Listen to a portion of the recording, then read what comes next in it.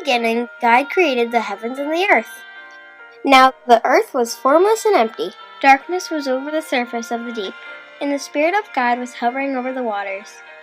And God said, "Let there be light." And there was light. God saw that the light was good, and He separated the light from the darkness. God called the light day, and the darkness He called night. And there was evening, and there was morning, the first day. And God said, "Let there be a vault between the waters to separate water from water." So God made the vault, and separated the water under the vault from the water above it. And it was so. God called the vault sky. And there was evening, and there was morning, the second day. And God said, "Let the water under the sky be gathered to one place, and let dry ground appear." And it was so. God called the dry ground land, and the gathered waters He called seas. And God saw that it was good. Then God said, "Let the land produce vegetation, seed-bearing plants and trees on the land that bear fruit with seed in it, according to their various kinds." And it was so. The land produced vegetation, plants bearing seed according to their kinds, and trees bearing fruit with seed in it according to their kinds. And God saw that it was good. And there was evening, and there was morning, the third day. And God said, "Let there be lights in the vault of the sky to separate the day from the night, and let them serve as signs to mark sacred times, and days, and years. And let them be lights in the vault of the sky to give light on the earth." And it was so. God made two great lights, the greater light to govern the day, and the lesser light to govern the night.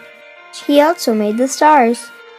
God set them in the vault of the sky to give light on the earth, to govern the day and the night, and to separate light from darkness. And God saw that it was good. And there was evening, and there was morning, the fourth day.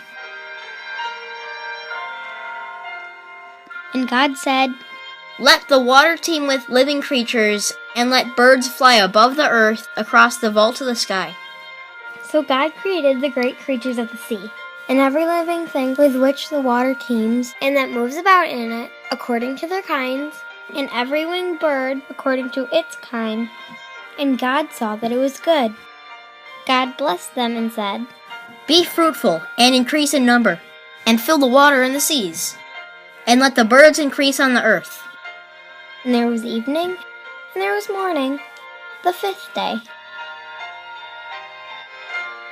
And God said, "Let the land produce living creatures according to their kinds, the livestock, the creatures that move along the ground, and the wild animals, each according to its kind." And it was so.